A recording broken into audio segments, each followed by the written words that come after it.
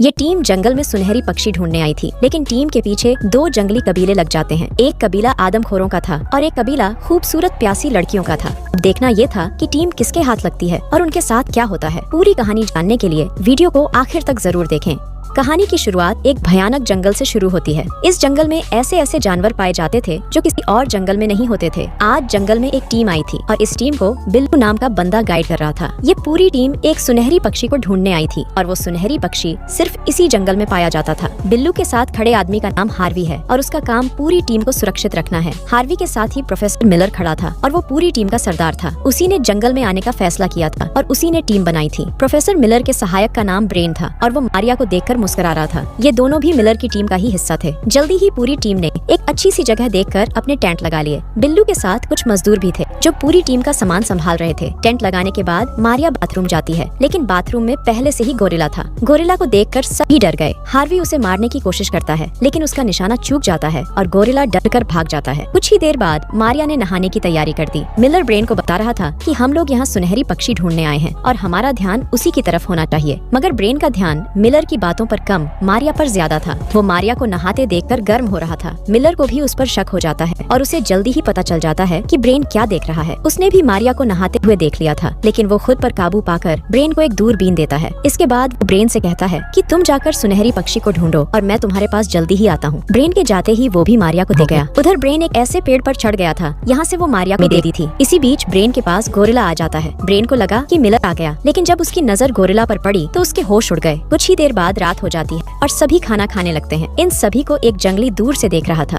इसी बीच हार्वी मारिया से पूछता है कि तुम यहाँ क्यों आई हो। हार्वी को बताया जाता है कि मारिया का पति भी जीव जंतुओं पर खोज करता था। वो अपनी खोज करने इसी जंगल में आया था और तभी से गायब है। उसके साथ मारिया का बेटा भी था और वो भी गायब था। मारिया उन्हें ही खोजने यहाँ आई थी। जंगली अभी भी उन्हें देख रहा था और इसी बीच टार्जन भी उन्हें दूर से देखने लगता है। टार्जन से लगा कि हार्वी उसके साथ छेड़छाड़ कर रहा है, लेकिन जब वो हार्वी के हाथ देखती है तो उसका शक मिलर पर जाता है। मिलर के हाथ भी ऊपर देखकर वो ब्रेन पर शक करने लगी। ब्रेन अपने ही नशे में खाने की तारीफ कर रहा था। मारिया को लगा कि ब्रेन ही उसके साथ छेड़छाड़ कर रहा है, इसलिए वो उसे एक थप्पड़ जड़ देती है। अब ब्रेन उठने की कोशिश कर रहा था और उसके खाली हाथ देखकर मारिया समझ गई। वो डर कर वहाँ से भाग जाती है और तीनों आदमी हैरानी से उसे देखने लगते हैं। अगले दिन मारिया की नौकरानी जून हार्वी के पास आकर पूछती है, क्या मैं आस पास घूमने जा सकती हूँ। हार्वी के हाँ करते ही वो घूमने चली जाती है। जून घूमते घूमते एक झरने के पास आ गई। उसे झरना बेहद खूबसूरत लगा, जिसके बाद वो वहाँ नहाने की तैयारी करने लगी। इसी बीच टार्जन भी घूमता घूमता उसे दूर से देख लेता है। जून की खूबसूरती देखकर वो हैरान हो गया। वो उसी पल हवा में लहराकर उसके पास जाने लगा, लेकिन गलती से झरने में गिर जाता है। जून जल्दी जल्दी उसे पानी से बाहर निकालकर उसकी जान बचाती है। वो उससे बात करने की कोशिश करती है, लेकिन टार्जन को इंग्लिश नहीं आती थी।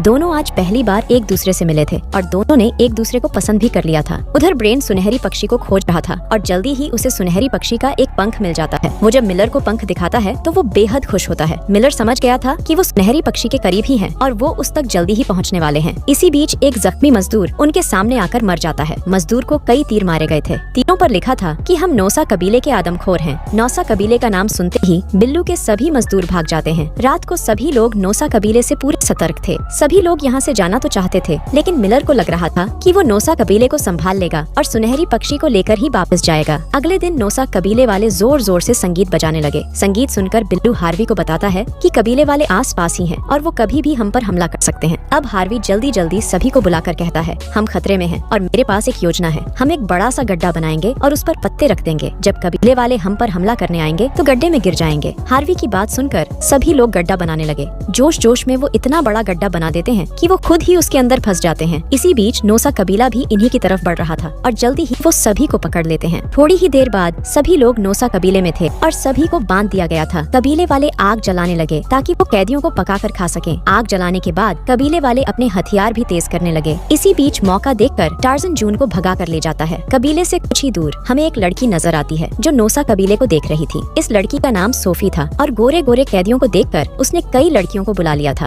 अब नौसा कबीले वाले जैसे ही कैदियों को मारने लगते हैं, तभी सोफी उन पर हमला कर देती है। सोफी की टीम के पास तेजधार हथियार थे, जिससे डरकर पूरा नौसा कबीला भाग जाता है। अब सोफी के कहने पर सभी को आजाद कर दिया गया। वो सभी को बताती है कि तुम्हें हमारे कबीले में चलना होगा। हार्वी उससे पूछता है कि तुम हमारे साथ क्या करोगी। इस पर सोफी बताती है कि हम सभी लड़कियां तुमसे प्यार करेंगी और तुम्हारे बच्चों की माँ बनेंगी। सोफी की बात सुनकर तीनों आदमी बेहद खुश हो गए। कुछ ही देर बाद सभी लोग सोफी के कबीले की तरफ बढ़ रहे थे। रास्ते में सोफी मिलर को अपने कबीले के बारे में बताती है। सोफी के कबीले का नाम नारी कबीला था और इस कबीले में सिर्फ लड़कियां ही थीं। इस कबीले को श्राप था कि ये सिर्फ गोरे आदमियों से ही प्यार कर सकती हैं और उन्हीं के बच्चों को जन्म दे सकती हैं। श्राप के कारण इस कबीले में सिर्फ लड़कियों का ही जन्म होता था। कबीले का सरदार एक गोरा आदमी था, लेकिन वो बूढ़ा हो चुका। जल्दी ही सभी लोग नारी कबीले में पहुंच गए। सभी का जोरदार स्वागत होता है। स्वागत के बाद कबीले का सरदार भी मिलर की टीम से मिलने आता है और ये सरदार मारिया का पति विलियम था। विलियम को जिंदा देखकर और उसकी सच्चाई जानकर मारिया बेहोश हो गई। थोड़ी ही देर बाद विलियम मारिया को बताने लगा कि उसके साथ क्या क्या हुआ था। 20 साल पहले विलियम अपने बेटे के साथ जंगल में घूम रहा था। मारिया उस वक्त अपने टेंट में सो रही थी। विलियम जंगल में जीव जंतुओं की खोजबीन करने आया था और वो अपना परिवार भी साथ लेकर आया था। खोजबीन करते करते विलियम नोसा कबीले के हाथ लग जाता है और फिर उसे नारी कबीले की लड़कियां ले जाती हैं। विलियम की पूरी बात सुनकर अब मारिया को अपने बेटे की चिंता होने लगी थी। दोनों को नहीं पता था कि उनका बच्चा कहाँ होगा और क्या कर रहा होगा। वैसे इनका बच्चा अब टार्जन बन चुका था और इस वक्त वो इंग्लिश सीख रहा था। कुछ ही देर बाद विलियम मेहमानों से मिलने जाता है। वो मिलर की टीम के पास आकर उन्हें बताता है कि कल तुम तीनों की शादी हो जाएगी और अगले दिन तलाक, फिर दूसरी लड़की से शादी हो जाएगी और उसके अगले ही दिन तलाक। विलियम की बातें सुनकर ब्रेन बेहद खुश हो गया था। हार्वी भी खुश था क्योंकि उसकी रोज नई लड़की से शादी जो होने वाली थी। अगले ही दिन शादी की तैयारियां शुरू हो गयी। मारिया को सरदारनी बना दिया गया था और वो विलियम के पास ही बैठी थी। जल्दी ही मिलर और उसकी टीम सबके सामने आती है। सोफी उनका स्वागत सुनहरी पक्षी से करवाती है। सुनहरी पक्षी देखकर मिलर और ब्रेन की आंखें चौड़ी हो गई थीं। वो जिस पक्षी को ढूंढ रहे थे वो उन्हें इस कबीले में दिखा। अब जल्दी ही शादी की रस्म शुरू हो जाती है। तीनों को लग रहा था कि इनकी शादी खूबसूरत लड़कियों से होगी, लेकिन तीनों की शादी मोटी मोटी लड़कियों से कर दी जाती है। पहली ही रात में तीनों का बुरा हाल हो गया था। अब कहानी 3 महीनों बाद शुरू होती है। तीनों ही इस रोज की शादी से परेशान हो गए थे। तीनों अब यहाँ से भागना चाहते थे, लेकिन सोफी उन्हें भागने नहीं देती। विलियम तीनों की हिमायत कर रहा था, इसलिए सोफी ने उससे सरदारी छीन ली थी और खुद ही कबीले की सरदार बन गई थी। अब कुछ देर बाद चारों की शादियां होने वाली थीं। सोफी के आदेश पर विलियम को भी शादी के लिए तैयार कर लिया था। एक बार फिर से सुनहरी पक्षी से चारों का स्वागत करवाया गया। इसी बीच बिल्लू भी अपने साथियों को लेकर कबीले को घेर लेता है। वो अपनी टीम को आजाद करवाने आया था। टार्जन और जून भी कबीले तक पहुंच गए थे। अपनी टीम को जिंदा देखकर जून बहुत खुश थी। जल्दी ही बिल्लू की टीम गोलियां चलाने लगी, जिस कारण कबीले में भाग दौड़ मच गई थी। टार्जन भी अपने जानवरों को बुलाता है ताकि जून की टीम को बचाया जा सके। टार्जन की आवाज सुनकर बहुत सारे हाथी कबीले की तरफ दौड़ने लगे। मिलर ने मौका देखकर सुनहरी पक्षी चुरा लिया था, जिसके बाद वो सभी लोग कबीले से भाग जाते हैं। हाथी भी कबीले तक पहुंच गए थे और बिल्लू के सभी साथी उनके पैरों तले आ जाते हैं। कहानी के आखिर में मिलर की पूरी टीम बच गई थी, जबकि बिल्लू के गोरे साथी सोफी के हाथ लग जाते हैं। टार्जन ही मारिया का बेटा था, जिसे पाकर मारिया बेहद खुश हो गई थी। इसी के साथ इस कहानी का यही अंत हो जाता है।